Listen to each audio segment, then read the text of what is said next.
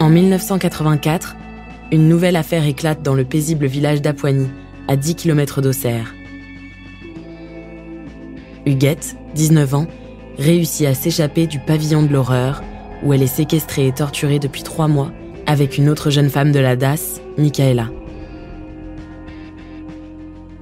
Quand les propriétaires de ce pavillon, le couple Dunant, sont arrêtés, on découvre l'enfer vécu par ces jeunes femmes.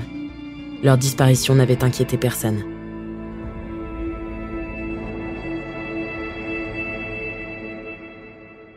Vous écoutez La conspiration du silence, épisode 4, Les survivantes. Première partie.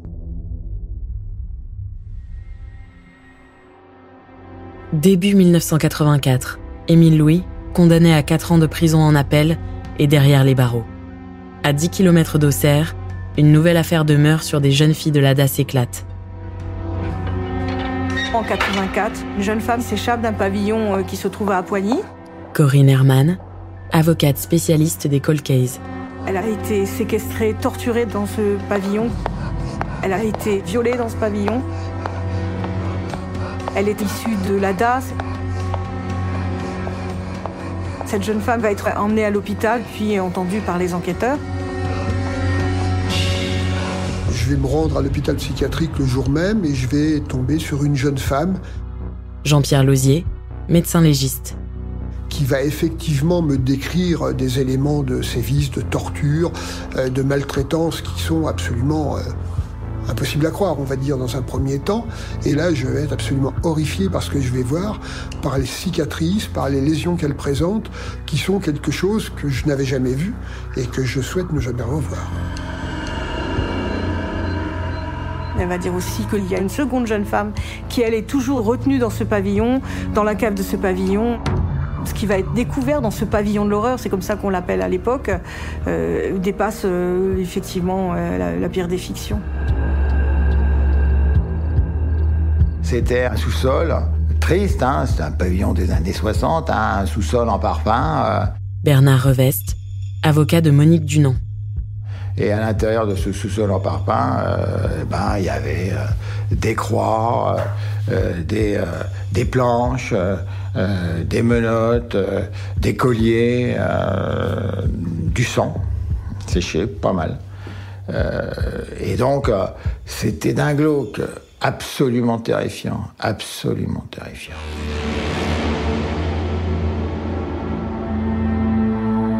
À l'époque, personne ne s'intéressait à ces filles, mais personne d'une manière générale, même les gens, dans l'opinion des gens. Je pense qu'il y avait un désintérêt global et collectif dans le département de ce qui pouvait arriver à ces filles. Je m'appelle Isabelle Rose, je suis journaliste à France Bleu Auxerre depuis 1990 et j'ai couvert le procès aux assises de Claude et Monique Dunant. Auxerre, c'est une petite ville de province, bourgeoise. Tout le monde était amené à connaître tout le monde d'une manière ou d'une autre. On pouvait se rendre service ou des choses comme ça. Donc tout le monde savait qui était le médecin, qui était l'élu, les notables entre guillemets. Tout le monde les connaissait. C'est une ville où il faisait bon vivre, c'était très agréable, mais c'était pas une ville où on pouvait être anonyme.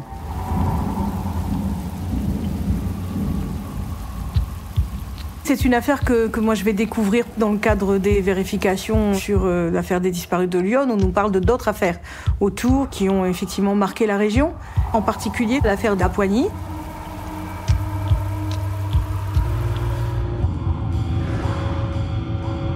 Je m'intéresse à cette affaire à la fin des années 90. Je lis le livre de Corinne Herman et Philippe Jeanne, Les disparus de Lyon.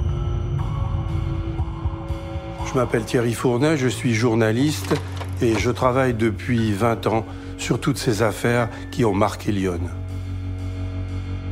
Dans ce livre, il y a un chapitre avec quelques pages, pas beaucoup, mais quand même quelques pages sur une affaire, l'affaire Dunant. On parle de jeunes femmes qui sont emprisonnées dans une cave.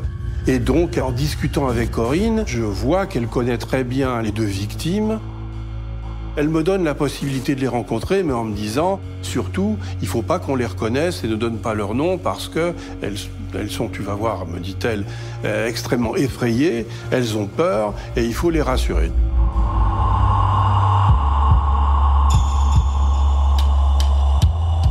Le couple Dunant est à la recherche d'une jeune fille, d'une jeune femme dont la disparition ne posera problème à personne. Je m'appelle Anne Pagès, j'exerce au barreau d'Auxerre depuis le mois de décembre 1989. J'ai assisté Huguette lors du procès qu'il a opposé à Claude Dunant. Elle a rendez-vous dans un café le premier jour avec le couple Dunant. On échange, Huguette semble faire l'affaire, on se donne rendez-vous. Et Huguette est emmenée avec sa valise rue des Violettes par le couple Dunant.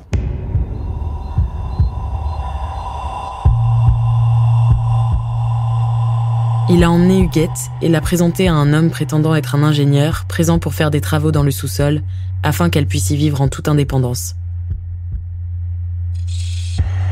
Elle est au rez-de-chaussée, pas de mémé, pas de grand-mère, mais on lui dit qu'elle est sortie pour faire une course ou je ne sais quoi, et le couple Dunant, ou monsieur Dunant en tout cas, propose à Huguette de descendre au sous-sol puisque c'est là qu'elle logera pendant le contrat qui va les relier tous ensemble. Claude Dunant met une couverture sur la tête d'Huguette et l'enchaîne. Comme elle ne se laisse pas faire, il la suspend à un tuyau et l'y laisse. Elle se défend, mais comme une lionne, elle est atterrée, elle ne comprend pas ce qui se passe et c'est bien normal. Et on l'attache sur une croix de Saint-André, on la met à nu et puis elle est très vite tabassée et violée par Dunant.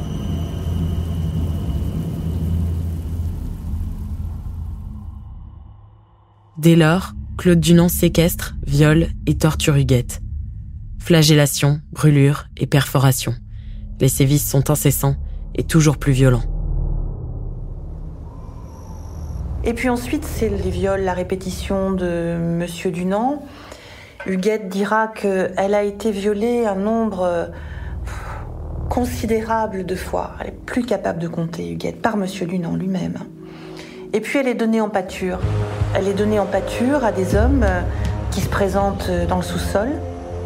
Il y a un tarif qui est exposé. Brûlure de cigarette, 300 francs. Brûlure au chalumeau, 1500 francs. Une nuit entière à la torturer, 5000 francs. Les prix varient en fonction de la demande et du client. Et Dunant n'a pas d'autre moyen que d'appeler un médecin pour la soigner. Il la soigne tant bien que mal et en sortant, il ne va pas prévenir la police, il prévient absolument personne. Le médecin ne sera jamais inquiété par la justice. Cette jeune fille subit des sévices depuis 3 mois. Elle n'est pas véritablement elle-même et puis elle est épuisée physiquement. Elle n'est plus utile pour monsieur Dunant. Elle n'est plus utile, il lui faut une remplaçante. Il faut trouver quelqu'un qui présentera mieux. Et Huguette va aider en effet au recrutement de Michaela. Claude Dunant tente d'abord de convaincre Huguette de recruter ses amis, mais celle-ci n'accepte pas. Il passe alors une annonce à Pôle emploi, alors appelée l'ANPE. Michaela tombe sur cette annonce et contacte Claude Dunant. Celui-ci se rend à son domicile, accompagné d'Huguette. La prisonnière tente de discrètement lui indiquer son état, son collier étrangleur, mais Michaela ne remarque rien. Elle se rend chez lui. Le piège se referme. Elle est à son tour séquestrée, violée et battue. Malgré tous ses sévices, elle refuse de se laisser soumettre. Puis un jour, monsieur Dunant n'est pas là. Huguette en profite pour attendrir en quelque sorte madame Dunant. Et elle va demander à madame Dunant la possibilité de remonter les escaliers et de rejoindre la salle de bain de l'étage. Elle rejoint donc la salle de bain avec l'accord de madame Dunant et elle en profite pour se sauver littéralement. Huguette tente d'emmener Michaela avec elle, mais cette dernière ne tient pas sur ses jambes. Michaela l'encourage à s'enfuir sans elle. Huguette récupère discrètement des photographies et le carnet d'adresses des Dunant. Et finalement, le 20 janvier 1984, après 3 mois de séquestration, Huguette s'enfuit du pavillon d'Apoigny.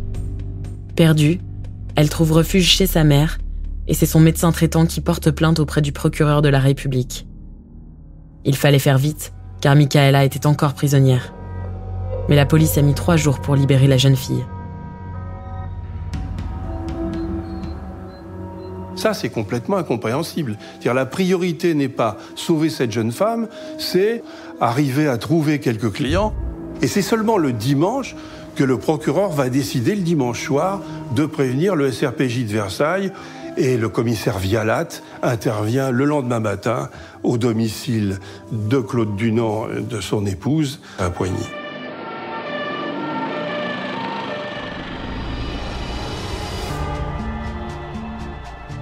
Vous venez d'écouter La conspiration du silence.